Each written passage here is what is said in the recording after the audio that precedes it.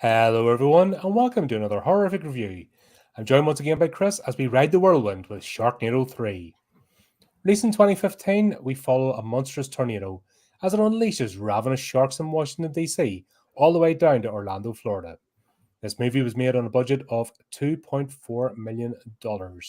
Straight for TV, where it belongs, or afterwards in the bargain bin.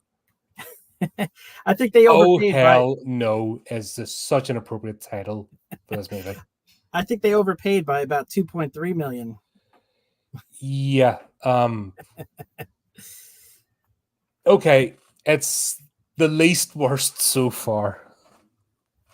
Yeah, I agree with that. I do think that there was like some effort in this one. Like they had like 4 separate ideas. They had Universal Florida. They had the Washington D.C. They had like a post-apocalyptic like road warrior type situation with the van, and they had like basically you had like a whole bunch of and space, the sharks in space at the end. It's like pick one. You could make a case that they should just take one and actually make a decent script, but at least they could have like dragged out a terrible script of each of these as a separate movie, and they did decide to at least go all in. So I mean, I suppose it is kinder just to shove it all into one movie, and then that's 2 movies left to watch. Exactly. And this will be over soon. Yeah. Okay, silver linings and all that. Oh my God. There you go. Why do people love this? They did that for our benefit. Yeah. Why do people love this franchise?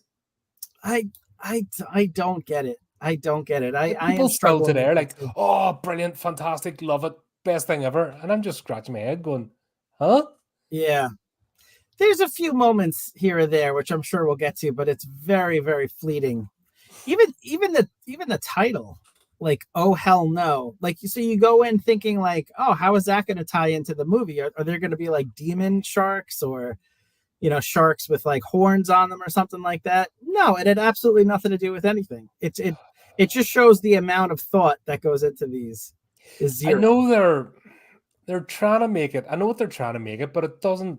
What they're trying to make it to be isn't what's on screen. The humor does not land. Yeah. Like, it's just so flat. Yeah. And it's a shame because on paper, some of these ideas are pretty funny. As we'll get to it in the movie, but there's a few moments that, well, just for example, like the president, like the president killing sharks with your main protagonist in the White House.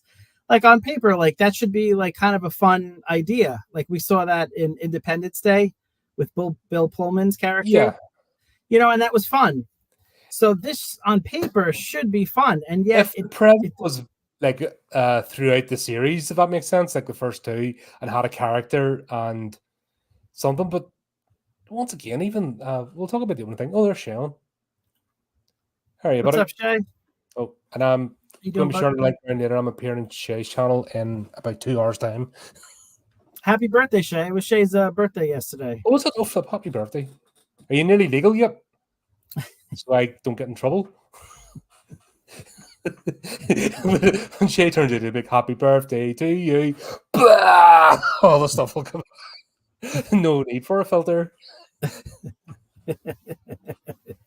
Right. The start of this movie. I know they're trying to be comedic. You knew it was leading to somewhere. Yeah. But oh my God, it was so badly done. Like, first of all, April's going for a scan. Really couldn't have rebooked that. Well, I mean, it was a presidential award. I mean, they don't just happen off the cuff. Yeah, but they are organized months in advance. They don't just happen. Yeah, that is true, but it is kind of tough to tell the president that day is not good for me. Can we make it a week? Could April not have rebooked her scan? Yeah. Oh my God. Yeah, that's true. God, you've actually been studying this movie. You're going along with the script ideas. Yeah, that's fair. And then she always gets so mad at Finn, like throughout these 3 movies. Like It's she gets so mad at him for, like, enormous and reasons. Like fake and when he shit. stopped to save the kids in the bus, right? She was mad at him for that. Now she's mad at him for like getting the presidential award, which is like one of the highest civilian awards you can get. He's just a terrible human being. It's not like it's not like the president sits there and goes, right, I want to give Joe Bloggs an award, go get him. And they go for her now. You know what I mean? This is, I know they're trying to do like a reveal and whatever, but it was utterly stupid. Yeah. Stupid. Yes. I think that just sums up the movie right there. Yeah. Yeah. I will say they had some fun cameos in the Washington scene. I don't know if you caught Lou Ferrigno. I've got a few. I've obviously got the Louis Ferrigno one. Yeah. Fucking Jedward. Oh god, they need to be eaten by real sharks. Lou Ferrigno played Agent Banner, so right on the nose. Does David Hasselhoff count as a cameo? See, the interesting thing but technically he is an actor, so yeah, that's one of them. He had a decent role in this, and I fucking fit. Yeah, well, honestly, kick what's his face out and have David Hasselhoff. That's exactly. That's so funny. Like, because we didn't talk about this beforehand. That's exactly what I wrote in my notes. If they had David Hasselhoff as the main character, this movie, it wouldn't be great, but it would be so much better, as with the series. There would be personality and charm. You know what I mean? That's what, right? The two main protagonists of this movie haven't got an ounce of charisma between them. Yes. April and Finn, the actors, I've wrote it down somewhere. I don't care. They're crap. Oh, Ian Ziering is Ian Finn. And Sarah or something she's called. Tara Reid is Tara Sarah, something like that. Is April. Yeah, Tara Reid. I don't care. No, they're terrible. And yeah, go ahead. Awful. Yeah. And I think it's noticeable when someone like David Hasselhoff appears, because I would as a cameo and out-acts them like without even trying. And wasn't he in the? No, he'd been to recovery by then. So yeah, he got his head straight. So here's an actor that's famous for a TV show, Baywatch, which is not exactly about drama and good acting, and yet he was so much better in this movie. That's what you chose to lead with. Well, Knight Rider. Well, Knight Rider and a few others. What the hell? That's what you started off with. Oh, wow. Everybody knows David Hasselhoff from the shit show. Yeah, okay, right. Well, I think we just got a glimpse into my mind as to what's more important. We obviously had different childhoods and got excited about different things. Because hello, Michael. That was me happy. Yeah, and in my mind, I just see running on the beach. That was by that stage you'll come out. I'm like, what are you doing, man? You're better than this. But I think that's what's crazy is that this movie, the acting in this movie is so bad that it makes David Hasselhoff look like the best Shakespearean actor you've ever seen. Yeah, and flipping Taylor out-acted him as well. Yeah, yeah. Just sat there, a few head shrugs, and that still showed more charisma. Yeah. These two fuckers combined. He had personality. Like it's 3 movies in, I still can't define Finn's personality. Aside from the fact that he wants to protect his family. Okay. There's no other personality. 5 minutes, Yeah. Just in case we forget. Yeah. Just there's no personality trait that jumps out. It's just like you put it, wooden. It's the perfect description of it. Yeah. Oh god, this was hard to watch. I mean, I was struggling, and you probably saw a social media post as well. Yeah. Like I was just like, end me now. Why am I doing this? I love that there was someone on Google that put the question up: is Sharknado? I didn't even look for that. I was looking for synopses and stuff and character names just to bring it up. And then I was wanting to make sure that the same actress that played Nova was the one that appeared in 3, because that was a completely different character. Yes. So that's what I was doing. I was double checking with the first Sharknado. That's how that came up. And I'm like, really? Honestly, so people actually ask that question. I'm just like scratching my head going, yeah. So for the audience, there was a Google question that popped up, and Google only posts the questions that are asked frequently enough to make it to the top of the list. And the question was, is Sharknado based on a true story? But of course, everyone's subscribed to the channel, aren't you, folks? You're all subscribed, so you would have seen the community post. That's true. And you got a chance to interact and comment. That's true. That's You true. know what I mean? So it's just a button click, and it's all there for you. That's right. That's right. Jump on board. This train's taking off. Oh yeah, choo. Fucking. Well, I'm doing quality movies, I guess. How come I'm not?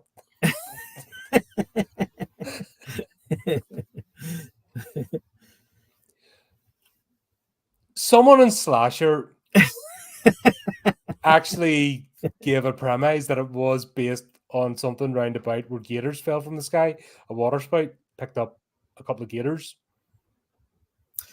Well, I will say it's interesting, and I think they mentioned in the movie at some point. They mentioned the term Frognado, and yeah, oh god, that was when they're testing out that super duper RV. Yeah. Oh, they're supposed to be. Were they testing it out, or were they actually on mission? Yeah, I couldn't tell. I couldn't tell.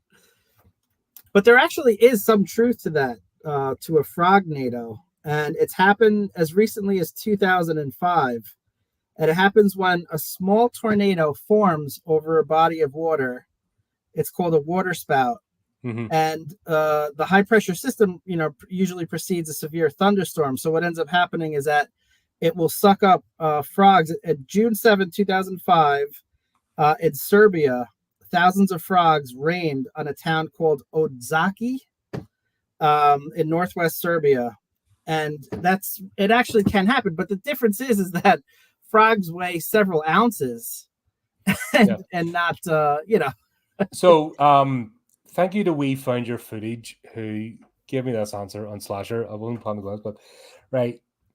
No, Sharknado is not based on a true story, but the movie's creator was inspired by real-life weather patterns. The 2013 science fiction comedy disaster film depicts a tornado that throws great white sharks into a major city, but there's no documented evidence of such an event. However, there are some real-life accounts of animals falling from the sky, such as frogs, alligators, and fish. For example, in 1887, the New York Times reported that a waterspout dropped 8 alligators from the sky, which some say is the closest thing to a real-life Sharknado. That is actually impressive. And my answer was, please, for the love of God, don't give the Sci-Fi Channel any ideas for spin-off series. I'm begging you. And if you're on Slasher, you can join in that exchange. I was like, please, for the love of God, no spin-offs. Alligator NATO. It just rolls off the tongue. Give them ideas. Please don't. Please don't. I can't go through any more of these. I'm going to struggle these next 3. Just rolls off the tongue. Alligator NATO. Yep. That is crazy. Finn is in Washington, D.C., while April's in Florida. And neither of them live in Florida. They're on holiday, isn't that right? Yeah. But she's having her scan in Florida. Yeah, right? That was also strange. So they couldn't have booked the clinic in Washington, D.C. and stopped off the day of a presidential award they knew at least 6 months beforehand, because that's the way these things run. Yes. These are all good questions.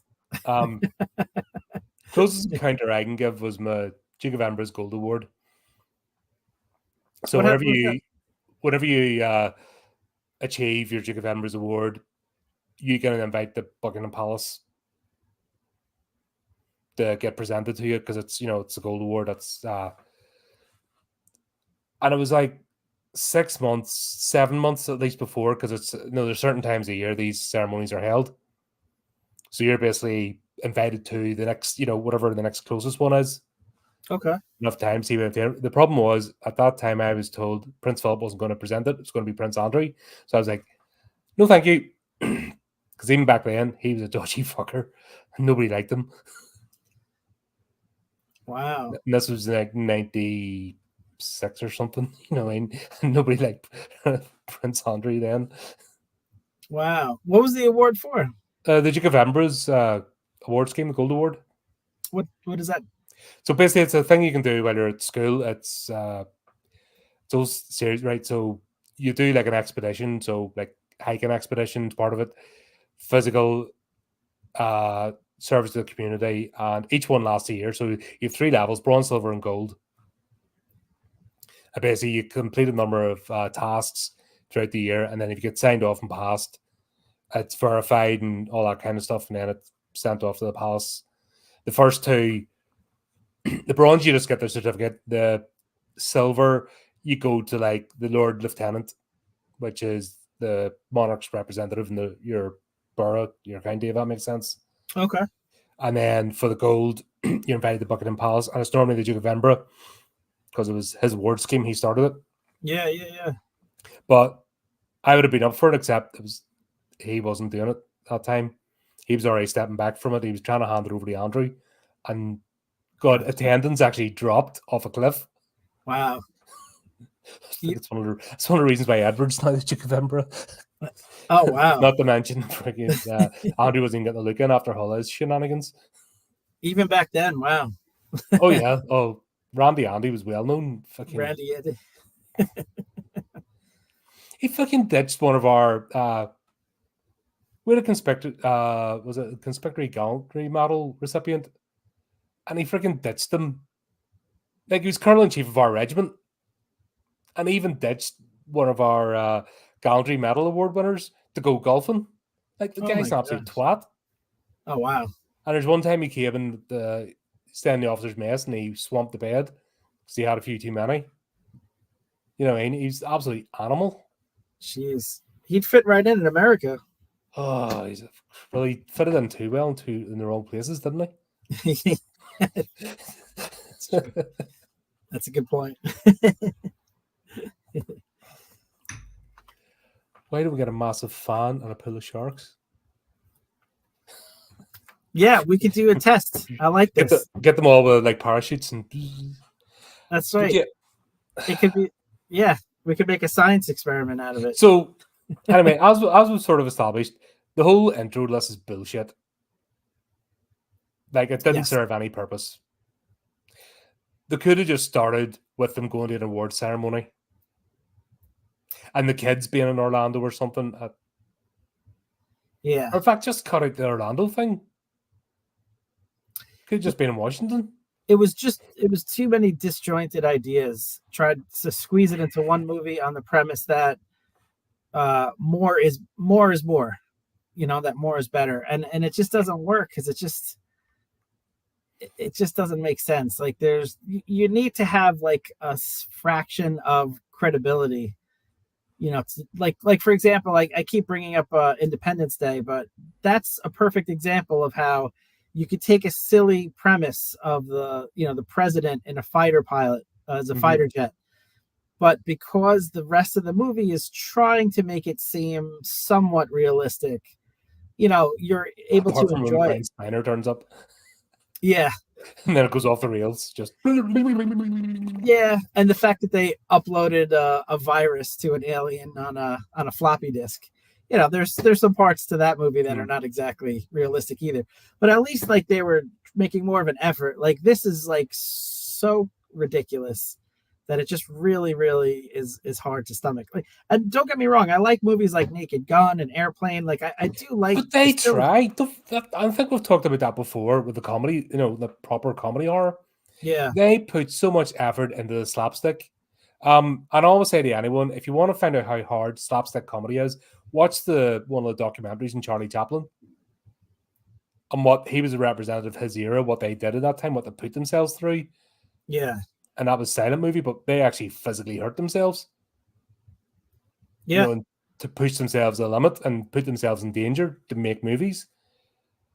So behind those sort of comedy movies, the reason why they last and why they're Naked Gun, Police Academy, even Hot Shots. You know, that was the lampoon of the. You know what I mean? The reason they're asked and are rewatchable is because they made an effort to bring you into the universe. This makes none whatsoever. This is like, haha, we've got money. Ha ha ha, we're okay. Audience are dumb. They like this. Yeah. Yeah, absolutely. You've always said this too, especially with science fiction, that you need to ground it somewhat in reality. It works the same way with comedy. Like, I feel like comedy without authenticity is futility. Like, you do need to have some level of groundedness. Like, people like to laugh at things like the TV show The Office, which was popular in Britain as well as the US, because it's based on reality. Like, you're relating to characters. The characters are so unbelievable and far-fetched, and the situations are so far-fetched that there's no shred of reality here. So it's just, the comedy doesn't work because it's just too far out there, in my opinion. Have you seen the Machete series? No, I haven't. With Danny Trejo? No, I've never seen it. Right, those films are daft as hell. But because Danny Trejo at least has a personality, he manages to carry it forward. And you have a chuckle. Yeah. Oh, God, I'm thinking of another one. But I feel like there's been movies, slapstick movies, just completely daft. The Scary Movie series. Oh, yeah. Yeah. You know what I mean? They are dumb. They're just dumb fun. But it's self-aware that it's dumb fun, but they try to make you have a giggle. Yeah. Yeah. There's a reason they're rewatchable. Yeah. I can almost guarantee that people that say this is a brilliant franchise have only watched it once. Oh, right. Yeah. I could almost guarantee that people haven't revisited these. Yeah. Yeah. I think you're right. I can't imagine putting myself through this a second time. Yeah. No, God. Like, when we all sat down and did the house series of films, some of them were dumb as anything, but there was still that element of we're trying to make a good movie here. Yes. Yeah, there was a thoughtfulness and an effort that was being put into the movie that was recognizable and appreciated. And this, it's just like they have one idea. Oh, let's have the president, shooting up things in the White House. Okay, great. What else we got? Let's just have them go to Universal Orlando and go on a roller coaster. Oh yeah, that's great. That's great. This was the script. They're all sitting going, right. Yeah.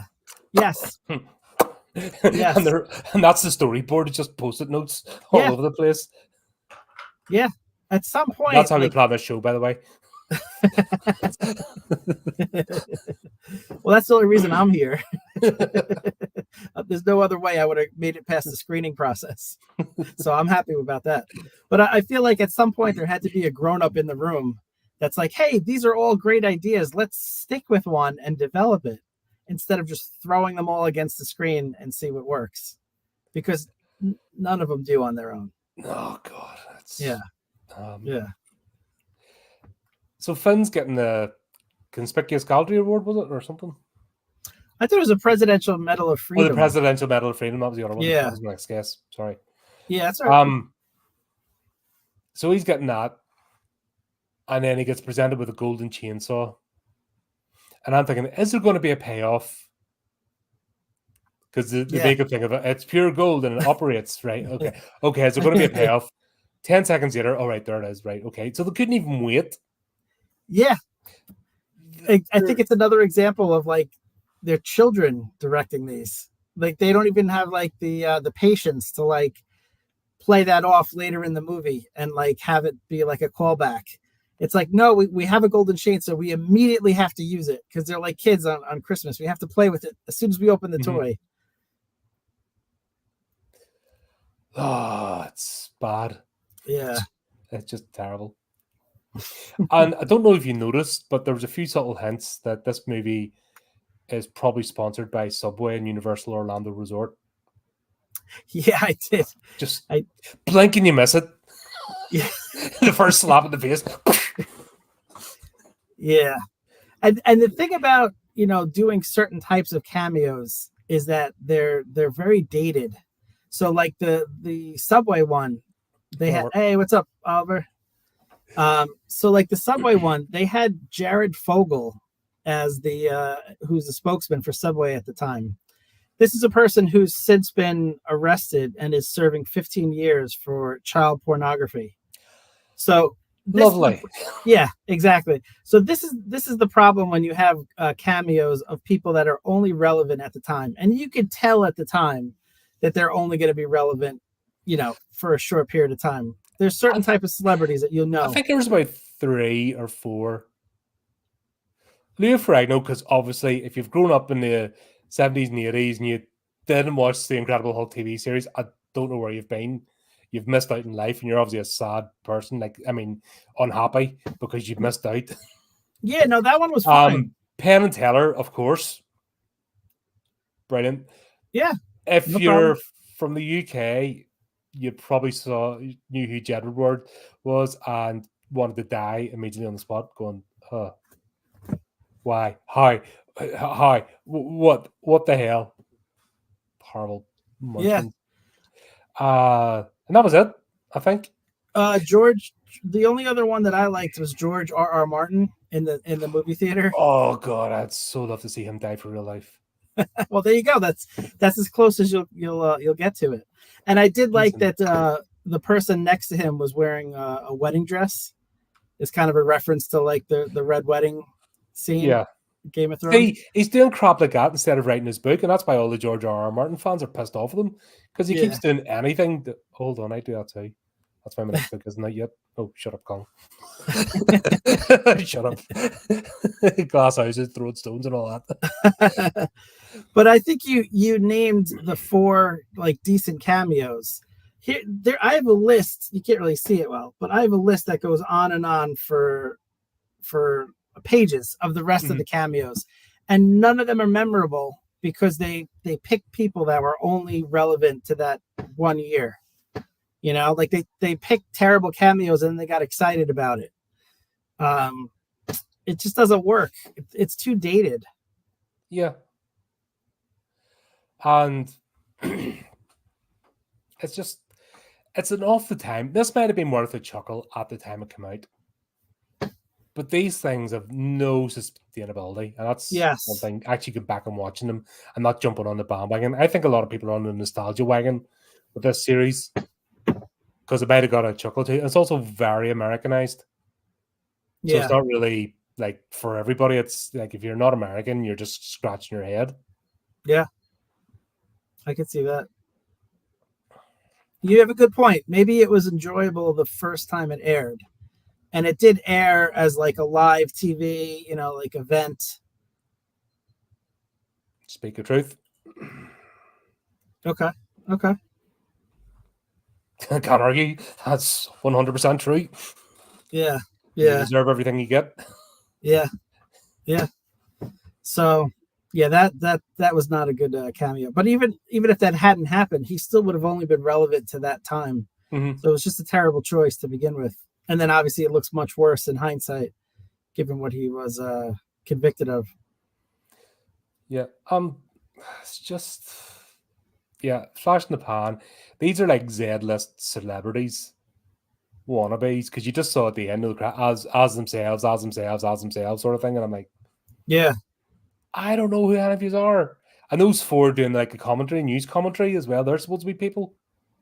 Yeah, so they were the news broadcast in local New York City at the time. But again, if you're not local, that'd be like me getting having a bunch of people from UTV or something going on, or local TV from a particular region that nobody watches. Yeah, outside that area, it doesn't hold up. Yeah, it would be exciting for like a local cable access TV show. Mm-hmm. But if you're making a movie that you want to be seen worldwide, it's not a good choice. And it definitely was seen worldwide. In fact, they won an actual award from Britain. It was, or nominated, I'm sorry. The 2015 nominee for Blood Guts UK Horror Award for Best Sequel. So it's your guys' fault too. Who the hell? What were they smoking when they came up with that? I don't know. Was it a slow news? Right, okay, shit. We're right. The wells run dry this month. What do we have to do for the awards? Yeah. Nothing else has come out this year. What was this? Fucking 2015. I just want to share. I want to go and look at horror movies that come out in 2015 and go. Right. Are you telling me there's a shortage of horror sequels in the world every year? Are you telling me that? There must have been that year. I don't know. Was 2015 the great horror sequel drought? Yeah. People were crying out for horror sequels. We don't have any. I just wanted your country to share in the blame for this movie somehow. Yeah, that's yeah. I can't even defend that. Well, hang head in shame. To your country's credit, though, they did not win. They were just nominated. Maybe it was a stitch up. Maybe the person that won the award is bought and paid for. Yeah, maybe. I know. We'll put you up against Sharknado. Cha-ching, thank you. Like a David versus Goliath situation. David had a chance. Oh, that's true. That's a bad example. It'd be like this RV against this RV designed for Sharknadoes up against an actual Sharknado. Yeah. What the hell? Right. So we'll have this whole setup of this super RV armored, designed for purpose. And like you said, they were throwing a Mad Max sort of. We were almost expecting it was going to be Mad Max, Washington to Florida, pew pew, zap zap, whatever, and throw like Twister. Twister been out at this point, hadn't it? The first Twister movie. Oh yeah, in fact, Finn goes to a Twister like exhibit at Universal Florida, a Twister ride. So there you go. Yeah. It could have been that. But no, so they spent all the money. I honestly think the laundry machine is going, the washing machine's going here. Oh, for sure. The cash is just getting shoved in. Ka-dung, ka-dung, ka-dung, ka-dung, ka-dung. Let's spend $500,000 on the RV. Oh, it's in for like 2 scenes.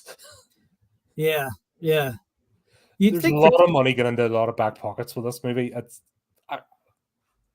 Yeah, I mean, you'd think at 2.4 million that wouldn't happen, but it clearly something's going on. Obviously enough that, you know what I mean? Because this looked like it was made for about 20 quid or something, for flip's sake. Yeah. So this thing goes out and they test it out against Frognados.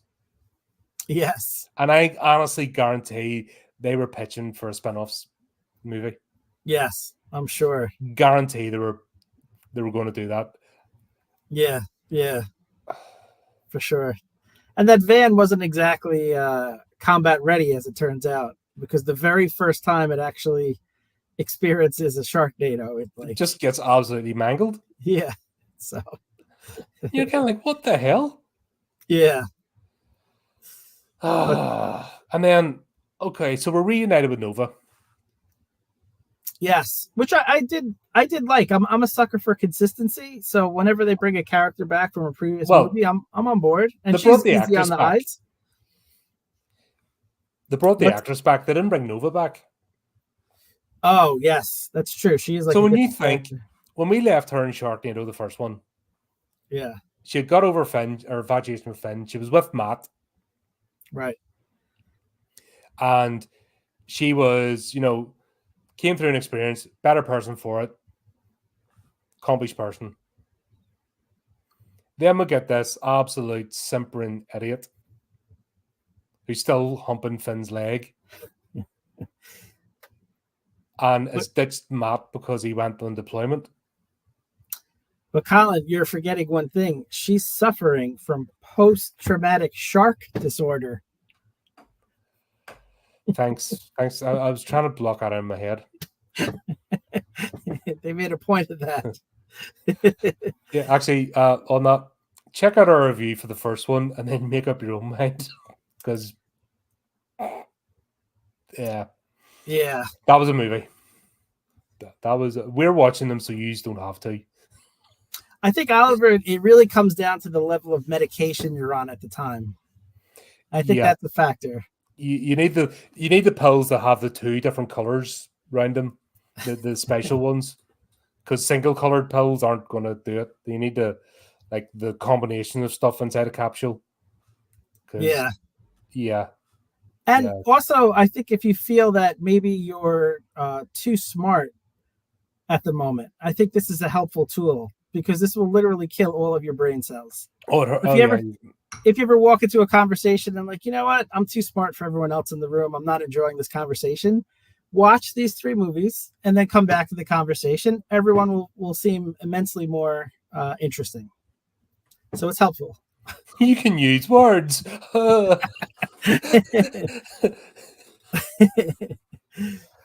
I will say Nova did something very important in this film. She brought up possibly the only piece of dialogue that I thought was actually interesting. So at some point, she tells, I think it was like 2/3 of the movie, and she tells Finn that she thinks that this is the end of times, that the sharks are actually, this is more than just a local event. This is like the end is near. She says the signs are all around us. And Colin, that got me thinking, is she onto something? How could you think watching this?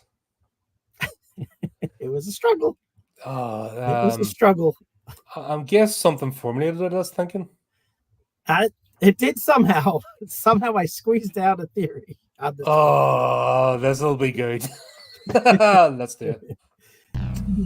It's a theory. It's a Chris. It's a theory. Chrissy Chris. Chrissy Chris. Chris's crazy theory. Hit me. Make it make sense. Well, that's a lot to ask, but I'll do my best. So we have our buddy Nova, and she tells Finn that she thinks the signs are all around us, that this is the end of times, the end of days.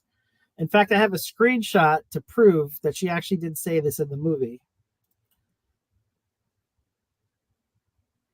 Yeah, the signs are all around us, right? That's what she says. So I started thinking, what if she's actually right? What if our good buddy Nova is actually correct, and this is, in fact, the end of times? Now, I think what she's referring to is the book of Revelation, because if I know Nova, she clearly is thinking about the book of Revelation. And the final book of Revelation in the New Testament says... That's the only interesting one in that whole book. Yeah, of course. That's the one that's that everyone... fun chapter, isn't it? Oh, of course. Everyone skips right to it. This is the fun... Way, yay, fun times.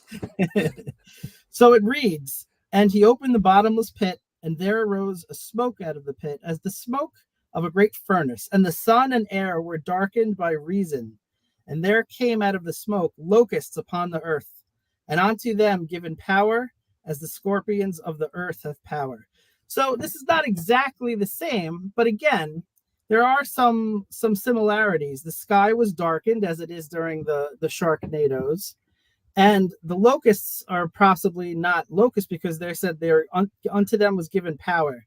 Perhaps they're referring to the sharks. And I have a little bit more examples. Oh my God. See if you could get me into the editing suite of the printers, a Bible printing shop. I'm telling you, I would have so much fun. And lo, behold, the sharks appeared, and they were laden with bad CGI. Oh God, I would be. That's right. That's it. I'm looking for scripture printing places and Bible printing places, because oh my God, I have so much fun. There you go. I would have so much fun. I would get far within a week, but it'd be worth it. So there were 7 signs of the end of days, according to the New Testament.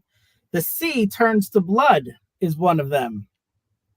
Well, I think we're seeing that in these movies, is it not? The sea turning into blood, as exhibited here. Right? You're still not with me? I have more proof. What about the... Hold on. As I get my proof. I apologize for the wait. The next one is... Even God doesn't want you to utter these words. fresh water, springs, and rivers turn to blood. That was another one. They were a little repetitive in the New Testament, but that was another of the 7 signs of the end of days, of the apocalypse. Well, I think we're seeing that in the movie as well. Fresh water, springs, and rivers turn to blood from the sharks, of course. And another example, the skies were darkening. We heard that, right? Mm-hmm. So we saw the skies were darkening and the earth was shaking. That was another of the 7. The earth is shaken.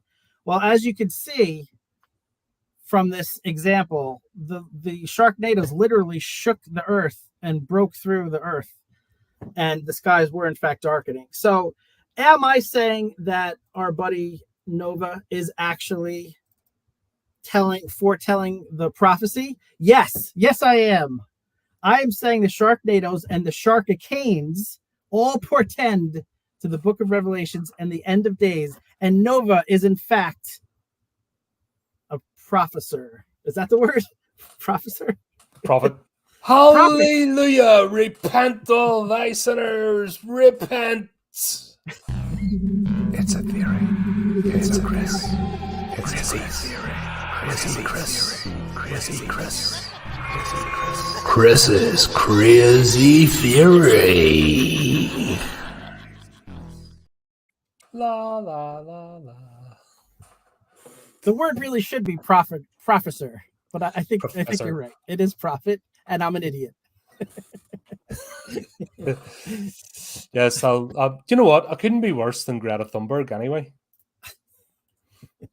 Big shark bottle. They're coming. Repent thee. Ah. Oh, God.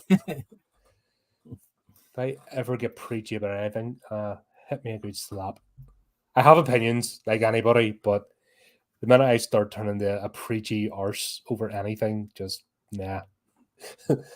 Stroll on and just ignore me and send me to oblivion. Ah, man. But then have this screeching harpy who is Nova. Yeah, I didn't mind her so much in the movie. The only thing that bothers me about her is that she's so infatuated with Finn. It just, in the entire movie of unrealistic things, that is the most unrealistic aspect. I don't think they could afford the actor, or something happened to the actor who played Matt. Could be. Yeah. Because if you think about it, if it had been her and Matt on the shaggin' wagon hunting down, that would have been actually cool. Yeah. But we have Lucas, who is talking of awards. He definitely won the Simple Awards of 2015. Yeah. But that was, I think, of all the deaths in this 3 movies so far, that's been my favorite, at least. What do you think? Well, he achieved a sweet release from the friend zone, didn't he? He did. He did. It's got to be less painful than chasing after her, who's quite clearly unhinged. And yeah, looks good though. Yeah. What'd you think of his death though, when he got eaten piece at a time by the shark? It's just like, what the hell? And then he hits of course, because the RV has a self-destruct button that worked. Yeah, that worked great. He got that part done good. But the bits that mattered, like the point of not self-destructing, Yeah. didn't. He didn't work on those as much. But here's another example where I feel like on paper this is a hilarious idea, where he, like, piece at a time, he gets eaten and he keeps crawling, but for whatever reason it just doesn't work as much. But I did like this one.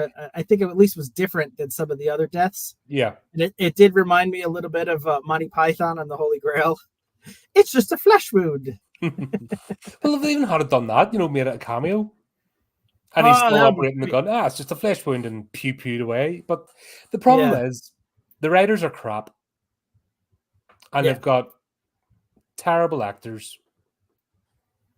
Like the main cast of this are terrible. They've no charisma whatsoever. Their characters have no charisma. Nova had a chance at the end of the first one, and then they completely destroyed her character in this one. So she's likable. So you weren't rooting for her. You definitely weren't rooting for Lucas. No. So there's nothing endearing to because you need a wee bit of the tragedy as well to go with the comedy. Yeah, for That's sure. why they got the face mask, tragedy and comedy. Why they go together is because you need that sort of balance. You need a bit of oh, I like that character. Oh, it was funny. And get out with a, cigar smoking, getting eaten, pewing away, whatever, But none of that with these characters are all wooden planks, just moving from scene to scene. You don't care about any of them. Yeah. And they're just there to pick up their paycheck. Yes. Right, let's get this over and done with so we can get paid and get the hell out of here. They just don't give it to us. Yeah. And it's now 3 movies, and it's becoming, it was already repetitive, but it is becoming even more repetitive now, where there's no character development. There's nothing like fun about any of the characters for the most part. And they're gone like a minute later anyway. So you don't even care. And it's a little too much at this point. And the cameos are so telegraphed, but they're like at Universal Studio, whoever that was that led the young one. Oh, Babs. Was the Is name it of the Babs? character? The daughter? No, the daughter's not called Babs. Oh no, Babs is the one that led her. Let's see, the daughter was, let's see. I didn't even bother writing her name down. Didn't care. Sybil Shepherd, I think. Yeah, but anyway, young one. Yeah. You knew that was a cameo. Didn't have a clue who it was, but you just knew it was telegraphed that I'm a cameo. I'm doing a cameo right now. Yeah. Work this. Yeah. I'm doing it because it's a cameo. There was loads of those sort of things with the anti-cameos that nobody cared about. Right. Maybe at the time, if you lived in New York at that particular, the locale of where this is, and you got it, that's fine. But outside of that, a year later, and it becomes completely irrelevant. Yeah, exactly. But then also as well, we'll have an entire military base evacuating. Yeah, I think that to me told me that they just couldn't afford to rent fake military equipment. Like they only had like one tank and like one like fake machine gun, and that was pretty much it. So, but it doesn't make sense, right? Like wouldn't they stay and shoot at the sharks? Like they're just sharks, Of course you would. You'd be having a good rat. Like we did a scene later on with the National Guard, and they had more weapons than the actual military base. Yeah. Even though none of them carried pouches with magazines, so they all just seemed to carry one. Was it the M4 at the time, or is it still the M16? When did the M4 come in? I'm not sure. They all look the same anyway, but it's it might have been the M4. 2015 it was the M4. You always have a good eye for this stuff. Yeah, so they're using the M4, so they're rat-a-tatting away, 1980s style.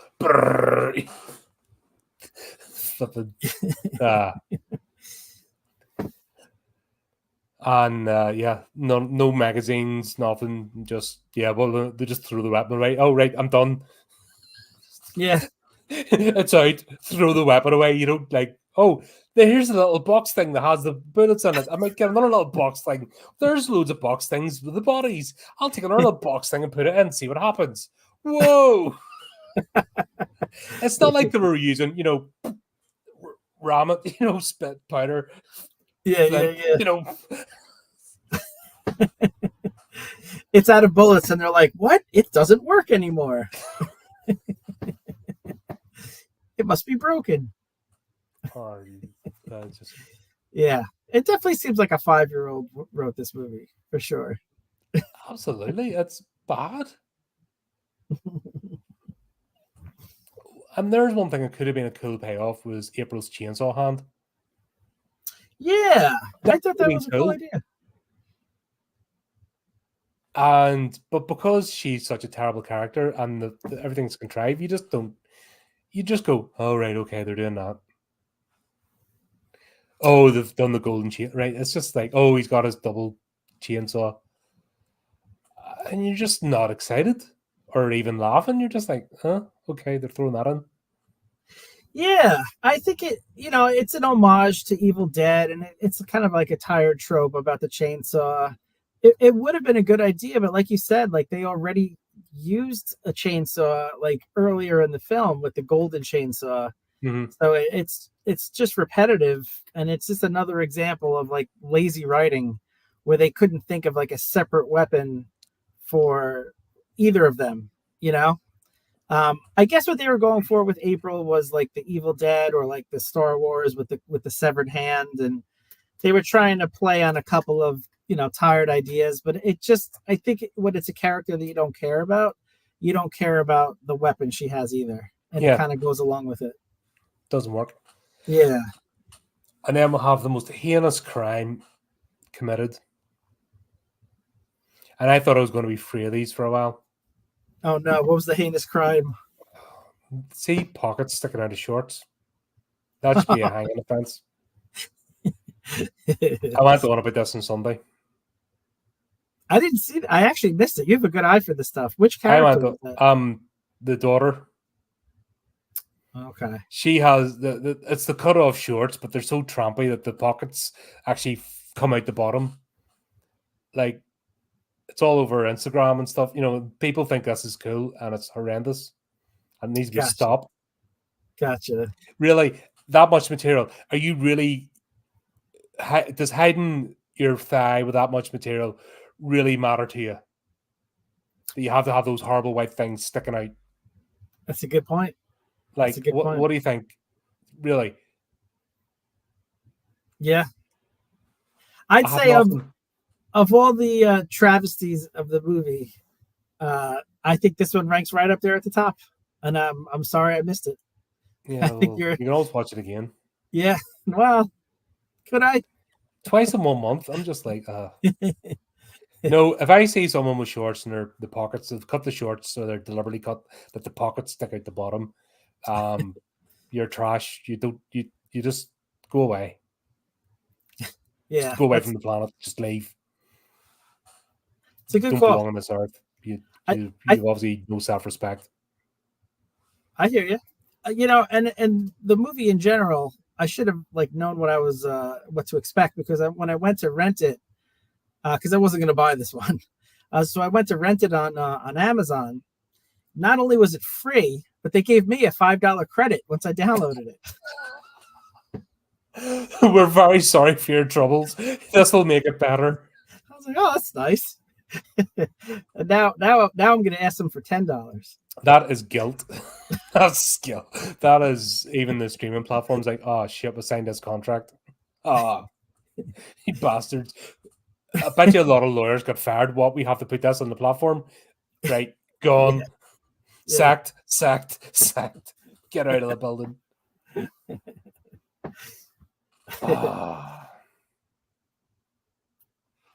And where were the flying to?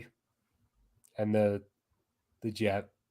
Where did the pass? Daytona? Oh, yes. Because you know how we're in Daytona? NASCAR, baby. So they are really appealing to my man Colin. Last movie they tried baseball. This movie they tried NASCAR. They are just trying to really push the American sports. Right. I challenge anyone. Look up the Ulster Grand Prix or the Isle of Man TT or rally driving, and then tell me that NASCAR is exciting. No argument for me. I'm not a big fan of a sport where you end up at the same place that you started. Just going in a circle is all you're doing. I noticed I didn't mention Formula One because that's considered boring compared to, say, I'd mentioned sports. Yeah. Formula One's tame. But at least it's not.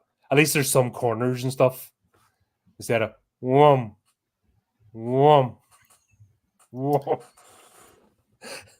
Yeah, you're right. It's like, and what's that other one? Drag racing? Like, what a pointless activity. Yeah. Like, what an absolute pointless, reason they exist. Yeah, I never got the... I'm going to make this so it goes forwards. Yeah. Where's the skill? You step on the gas pedal a fraction of a second faster? I don't know. Yeah, I'm with you on that. But it fit right into this movie. These are some cracking circuits up in Scotland, especially around Gala Shields. and down around the borders. Flip's sake, you've some absolutely mental circuits. They're brilliant. Which one is Rally again? Rally's that's four-wheel drive, but it's through country roads and that. And you basically, okay. I had to go once to Navigator, and oh my god, you're like your head spinning because you have the. It was only playing; it wasn't actually proper thing because that's mental. So you have one driver, you have one navigator. Navigator's like the certain calls: hard left, hard right, circle. For the bends are coming up, and the driver has like fraction of a second, and this is through public roads. So you've got proper like stone walls and houses, and it's a time trial. Yeah. That's cool. Yep, absolute legend himself. R.I.P. indeed. Yeah. The Ulster Grand Prix is a street race with bikes, 200 horsepower bikes, just street race through country roads. All right, so it's not that much away from trees and walls and that. And the Isle of Man TT is a time trial where, on average, 2 people die every year since it was formed. Oh, jeez. It's just, and people, you could not pry. You would have to pry the riders kicking and screaming off their bikes to get them to stop. But yeah, NASCAR. Okay. Yeah. Oh no, somebody chased late. The whole race is over. Ah. Oh dear. And that's all I've got. I know there's stuff happened, but after that, my brain just gave up and protest. Yeah. So I need you to help me out here, mate, because I just my brain shut down. It just went no more. It just went into self-defense mode. Went nah. I'm like, but I have to take notes. It's like, nah, sorry, Colin, I can't do it anymore. And I had this internal monologue. Yeah, I don't blame you. I'm a sucker for punishment. So, I mean, I will say, like I said, that David Hasselhoff, when he shows up, it actually is interesting. He's a character that I was like, oh, okay, this is someone who's actually acting and taking this seriously. And wasn't funny. He's the only one. Like, oh, somebody is actually acting, right? Oh, now we'll see what everybody else isn't doing. Yeah. Oh my God. That's how low they set the bar. They made David Hasselhoff look good. But so his plot line was kind of interesting. I like the whole idea with him, going up in space. It didn't make sense that he couldn't bring a second rocket pack with him. There was one in the spaceship. Yeah, there was. It's not like there wasn't a second rocket pack. My only thought is that he wanted to get away from his son that badly, and also he wanted to get away from Sharknado 4. So he's like, I'm just taking a one-way trip. He actually went to the moon. Yes. Because his agent signed him a contract for the 2-movie contract. And he went, actually, do you know what? Just to save money on effect or props and sets, I'll actually go to the moon. And I'll just wait until he's finished the franchise. He's still there today. Is it over yet? Yeah. That's fair. Oh. Yeah. Again, on paper, sharks in space sounds funny. It just doesn't work because you just don't care about any of the people. And it's just done so poorly. Yeah. Oh, God. Right. Shuttle box. What was happening there? I kind of lost. Yeah. The satellite's already in there. They didn't bring the satellite up with them. It was there. Right. Yeah, he had to go fix one of the wires or something like that. It was like a program, like a space space program that they never really incorporated because they never actually had the balls to use it, I guess. So the only way to get out is by opening the massive doors and then that box coming out. Yeah. Which was still in this shuttle. And there's no way you're stepping out. You know what I mean? The doors opened, the thing's there, so you weren't getting out because you had to go inside the box. Yeah, that did not make sense. But if you thought that was bad, the movie's like, hold my beer. We're going to have a delivery inside the shark that's falling from the sky. Yeah, just when you thought they couldn't take it to another level. And do you know what? That plastic doll had more personality than those two put together. Like they actually shoved it through the. She's holding the doll and actually wobbling it, and you can see it wobbling through the flap. Yeah. And I still managed to outаct those two, and it's a plastic doll. Oh my God. And again, that's something that if you see it on paper, it sounds funny. And I guess to an extent it is, but it doesn't work as well. Yeah. So, sometimes you watch a movie and you're like, I can't tell if it's the acting is bad or the writing is bad. I think as the movies are going on, I think it's becoming more evident that it's 90% acting is bad because, on paper, that's a funny concept. Mm-hmm. And like the thing at the beginning of the movie with, fighting sharks with the president is a funny concept. It's just not developed correctly, So I'm blaming the actors on these or the director. But I think the writing is not as bad because it's a funny premise that she gives birth inside the shark's Yeah, body. that would have been, it would just been, once again, I draw you to Machete Kills. Okay, I got to check that out. It goes to space and everything, It's almost like a parody of Sharknado, but it's actually funny. Okay. Because everyone embraces the ridiculousness. It's like these people are like, they're still stunned rabbits 3 movies in. I mean, they're bunnies in the headlamps. Oh, there's a camera in front of me. Oh, Yeah. Gotcha. I gotta check that out. Yeah. I'm not saying it's a good movie. I'm just saying that you can at least get a chuckle. So yeah. Just manage your expectation there. But after watching this, it's an absolute masterpiece. It's Shakespearean. The David Hasselhoff of movies after this. It's like something you'd think Christopher Nolan wrote it after watching Sharknado. Yeah, I believe it. Dear. What'd you think of April's death at the end from the debris from the shuttle? I missed that. You must have tuned out at that point. I'd already, like I said, I'm struggling to actually care. Yeah, no, I don't blame you. So the very last scene is they're all huddled together. They're holding the new baby, and Finn says, "Where's my the wings that his dad had given him before his dad went into space to the moon?" And then they're looking on the ground, and April sees it on the dirt, so she walks over to pick it up, and just then, like a piece of debris from the shuttle falls down, and it looks like it's about to hit her. She screams. And then you hear like a squishing sound, and then the movie ends. So we don't actually see her die. And then after the movie, after the credits, it says fans on Twitter can decide April's fate in Sharknado 4. You have to vote. So the fans actually had to vote April lives or April dies. And that would determine if she would be in the next movie. Zoned out. That's okay. Honestly, I zoned out. I'm just going, stuff's right. This makes no sense. And my brain is just in self-defense mode at this point. Well, you have more brain cells than I do now, so you made the right choice.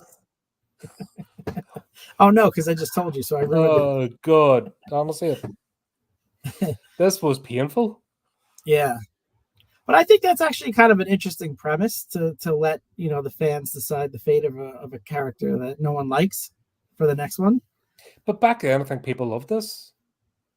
They could have just shot in the screen, which they did do with us, and everyone lapped it up. Yeah.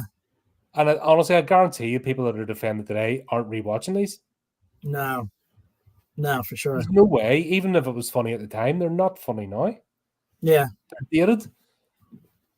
Yeah, for sure. What would you have voted for? I know how I would have voted. I'd kill the movie. Yeah. What do you mean Sharknado 4? No. Where's that option? Close the company and go away.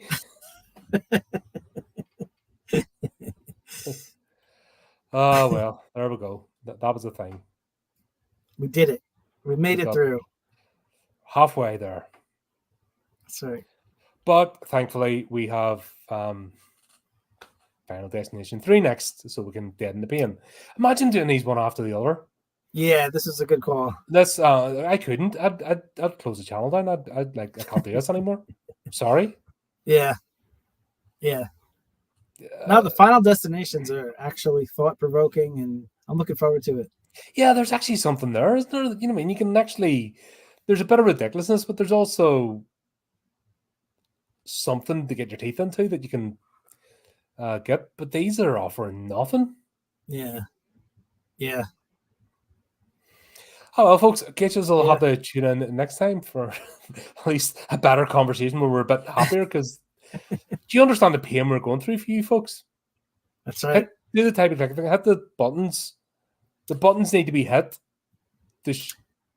Even in sympathy, even if it's a sympathy button hit, do it. Just think of the customer service we provided to Oliver. We just saved Oliver potentially from watching these movies. Yeah, God, if we can save one person, we've done our job. If we could, yeah, that's it. That's all. That's our mission. You know, I mean, that's if we can save one person from this franchise, then you're welcome. That's our hashtag. Hashtag save Oliver. Oh well, buddy. Thanks for enduring this with me. Thank you, pal. Good, and thanks for actually trying because I had nothing. We did it. We did it, bud. We got through it. Oh, right. On to happier times. Thanks everyone for tuning in. And just easy to say, until next time, keep updated with the channel, do the type of tricky things, and remember, keep it creepy, keep it horrific.